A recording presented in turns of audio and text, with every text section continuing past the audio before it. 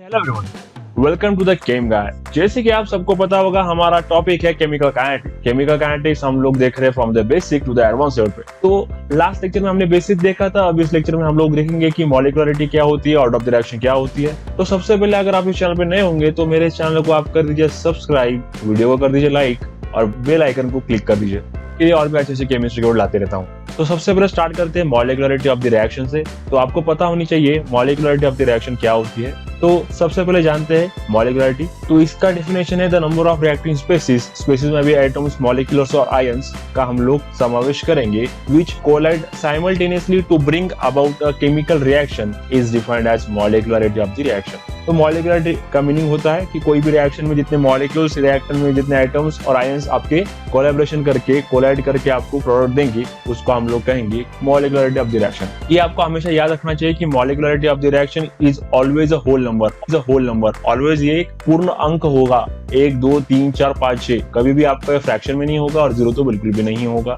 और जैसे आप देख सकते हो, कुछ आपके सामने ये रिएक्शन है, रिएक्शन की यूनिमॉलिक्यूलर ऑर्डर, जैसे कि H2O2 है, ये यूनिमॉलिक्यूलर रिएक्शन होगा। ये 2HI हम यहाँ पे यूज करें तो 2HI यूज करने के कारण ये बायोमॉलिक्यूलर। यहाँ पे हम 2NO+O2 यूज कर रहे हैं, दैट मींस इसमें 3 मॉलिक्यूल्स मिल रहे हैं, that why it is a trimolecular reaction. अब देखते हैं रेट लॉ और रेट कांस्टेंट क्या होता है। Experimentally rate of the reaction में defined as the concentration of the reactant A and B। अगर हम A का कॉन्सेंट्रेशन और B का कॉन्सेंट्रेशन लेते हैं तो वो हम डायरेक्टली प्रोपोर्शनल कर सकते हैं रेट रिएक्शन के लिए, रेट ऑफ द रिएक्शन के लिए। तो मान लो कि मेरे पास एक रिएक्शन है, A of A plus B of B gives product. So in this reaction we are going to find rate of the reaction is directly proportional to the A of power to A, B of power to B. तो इसमें हम लोग कह सकते हैं that is directly proportional to the concentration power. Rate concentration पर dependent होगा। तो अगर ये प्रोपोर्शनल है तो इसे इक्वल करने के लिए हमें कोई तो भी प्रोपोर्शनलिटी कांस्टेंट लगेगा, तो वो हो जाएगा हमारा रेट कांस्टेंट K। तो that is a rate law and that is a rate constant K। सो मान लो A इज इक्वल टू, अगर हम B ले लेते हैं जो कि 1 मोल पर लीटर लेंगे, तो इस कंडीशन में रेट लॉ और हमारा रेट सेम आ जाएगा, rate will be equal to K। और आपको ये याद रखना है, अगर A का कॉन्सेंट्रेशन, B का कॉन्सेंट्रेशन दोनों 1 मोल पर लीटर होता है, तभी हम लोग कह सकते हैं rate equal to your rate constant और rate equal to your K। The rate constant may defined as the rate of the reaction when the concentration of the each component or each reactant is taken as unity। जब हम दोनों reactant की concentration as a 1 लेंगे, तब जो हमें value मिलेगी that is your rate constant, जो कि rate of reaction के equal रहेगा। Rate constant को हम लोग specific reaction rate भी कहते हैं, ये याद रखिए, specific reaction rate। साथ ही साथ rate equal to हमें मिल जाएगा rate equal to K, A power to A, B power to B।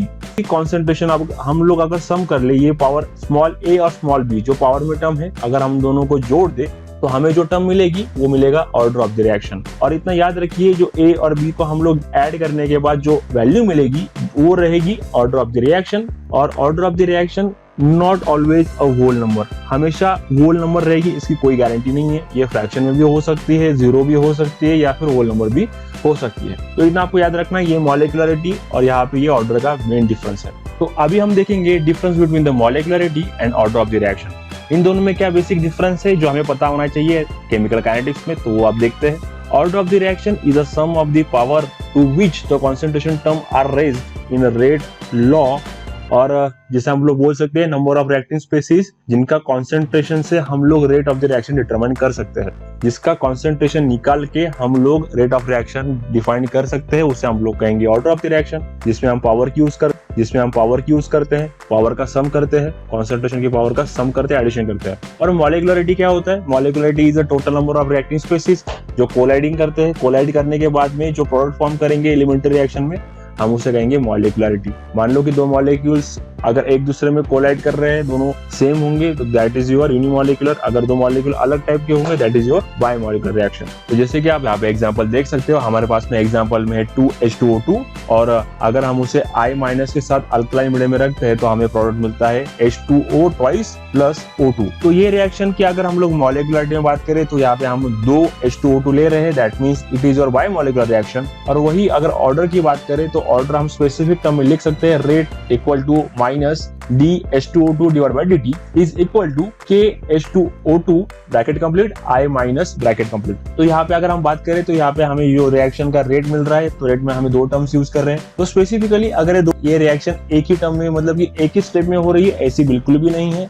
इसके लिए हमें दो स्टेप की जरूरत है। तो इसमें अगर हम लोग दो स्टेप ले रहे हैं तो जो सबसे स्लो स्टेप होगी वो होगी रेट डिटरमाइनिंग स्टेप, और जिसे हम लोग बोलते हैं RDS। तो रेट डिटरमाइनिंग स्टेप जो होती है वो स्लोएस्ट स्टेप होती है, जिसे हम लोग कैलकुलेट करते हैं। अगर दो स्टेप होंगी जिसमें एक फास्ट और एक स्लो, तो हम स्लो को ही पकड़ेंगे, फास्ट को छोड़ देंगे। जो स्लो स्टेप होगी वही हमारी मेन हीरो होने वाली है। तो इसमें फर्स्ट स्टेप जो है वो स्लो स्टेप है, that is hour rate determining step. और उससे हमें पता चलता है यहाँ का आई का कॉन्सेंट्रेशन, जो आई का कॉन्सेंट्रेशन है वो इंटरमीडिएट में फॉर्मेशन हो रही है, जिसके कारण हमें ये फर्स्ट ऑर्डर रिएक्शन मिल रही है, जहाँ पे H2O ही मेन होगा।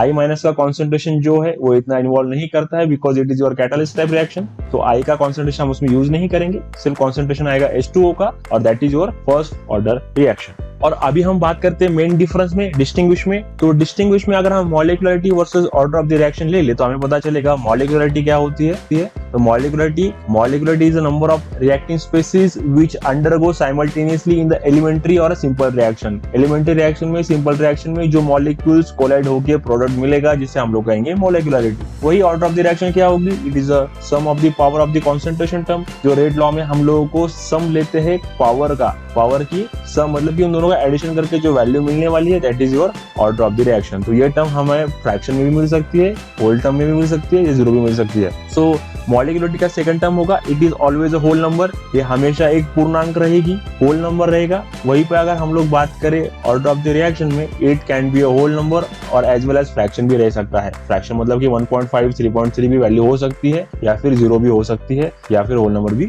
हो सकती है। वहीं पे मॉलिक्युलरिटी का थर्ड पॉइंट अगर हम लोग बोले तो यहाँ पे हमें पता चलता है it is a theoretical concept. ये कॉन्सेप्ट थ्योरेटिकल है, इसमें हम लोग थ्योरी यूज करके बना सकते हैं। इसमें कोई हमें वैल्यू थ्योरेटिकल बेस पे ही मिलने वाली है, कोई भी आप ले लो। वहीं पे अगर आप ऑर्डर ऑफ द रिएक्शन की बात करो तो आपको पता चल जाएगा it can be determined by the experimentally. ये हमें एक्सपेरिमेंट से ही निकाल सकते हैं, रादर देन कोई भी हम यहाँ पे तुक्के नहीं मार सकते। नंबर 4 रहेगा मॉलिक्युलरिटी में, it can not be a zero.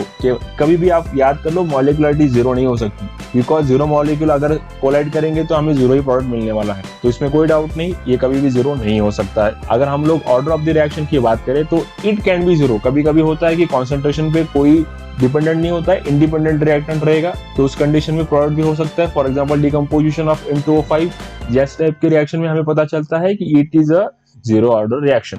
तो उसी साथ में एक लास्ट फिफ्थ पॉइंट मॉलिक्युलरिटी का रहेगा, it has no significance for a complex reaction. Complex reaction में इसका कोई भी सिग्निफिकेंस नहीं हो सकता है, ये वैल्यू चेंज हो सकती है नंबर ऑफ टाइम्स, तो हम लोग उसे भी कुछ सिग्निफिकेंटली निकल नहीं सकते। तो स्टेप हमें कॉपी करना पड़ेगा, उसके कारण बहुत ही कॉम्प्लेक्स रिएक्शन बन जाएगी। वैसे कंडीशन में हम लोग मॉलिक्युलरिटी डिटरमाइन नहीं करते, जब कॉम्प्लेक्स सिस्टम हो जाता है तब। वहीं पे अगर हम पांचवें पॉइंट की बात करें तो हमें इतना पता चलता है कि it sum overall reaction whether reaction is complex और सिस्टम। रिएक्शन कॉम्प्लेक्स हो या फिर रिएक्शन सिंपल हो, वहां पे हमें ऑर्डर ऑफ द रिएक्शन हमेशा के लिए मिलने वाली है। तो आपको कॉम्प्लेक्स रिएक्शन हो तो उसमें मॉलिक्युलरिटी निकलना डिफिकल्ट जा सकता है, लेकिन उस रिएक्शन का आप लोग ऑर्डर ऑफ द रिएक्शन निकाल सकते हो by using the order of the reaction term, rate constant and other terms. तो इसी के साथ समय आ जाता है अभी आपसे अलविदा लेने का। अगर आपको वीडियो पसंद आया हो तो वीडियो को लाइक कर दो, अपने दोस्तों के साथ में शेयर कर दो, और अगर आप इस चैनल पर नए होंगे तो प्लीज मेरे इस चैनल को सब्सक्राइब कर दो।